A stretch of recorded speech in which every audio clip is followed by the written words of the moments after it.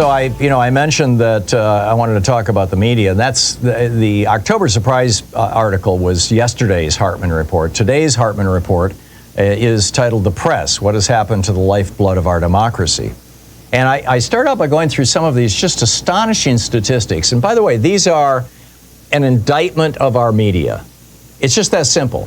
When the vast majority of Americans believe things that are not true, or of any country actually, when the vast majority of citizens of any nation believe things that are not true, then, or don't know the things that are true, then you have to look to the nation's media. Because the nation's media is how people get their information. It's how they're informed. So right now we have a situation where about only half of Americans know that Trump set up and wanted the end of Roe v. Wade, while 1 in 5 think Joe Biden is responsible for that. More people trust Republicans with the economy than Democrats, and 46% say Trump can fix the economy compared to 32% for Biden. Only a third of Americans know that Republicans appointed the majority on the Supreme Court. 46% of Americans say a second Biden presidency will weaken American democracy.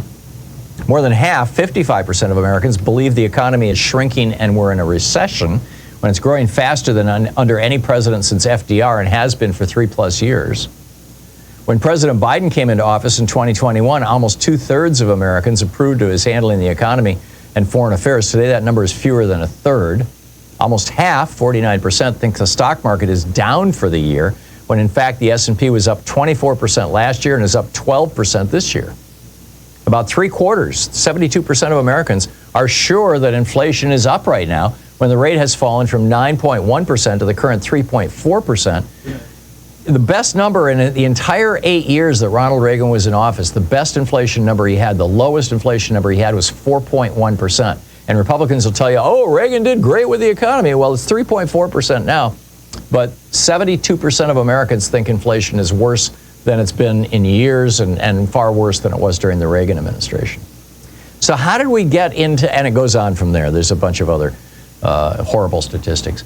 How did we get here?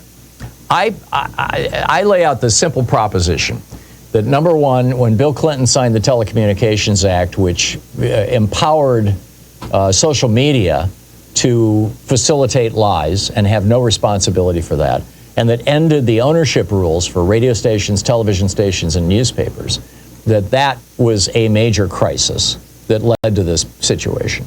Combined with Ronald Reagan in 1983 ordering the Department of Justice, the Securities Exchange Commission, and the Federal Trade Commission to stop enforcing the nation's antitrust laws. The first president to actually enforce our antitrust laws since Jimmy Carter is, who presided over the end of AT&T, the breakup of AT&T, although it was started during the Nixon administration. But, the first president to actually enforce the antitrust laws now is Joe Biden. But anyhow, we used to have a media landscape that was, filled with small. Oh, and then the third thing is, speaking of small newspapers, half of the local and regional newspapers in America are now owned by private equity firms that are just sucking them dry and promoting hardcore right-wing editorials.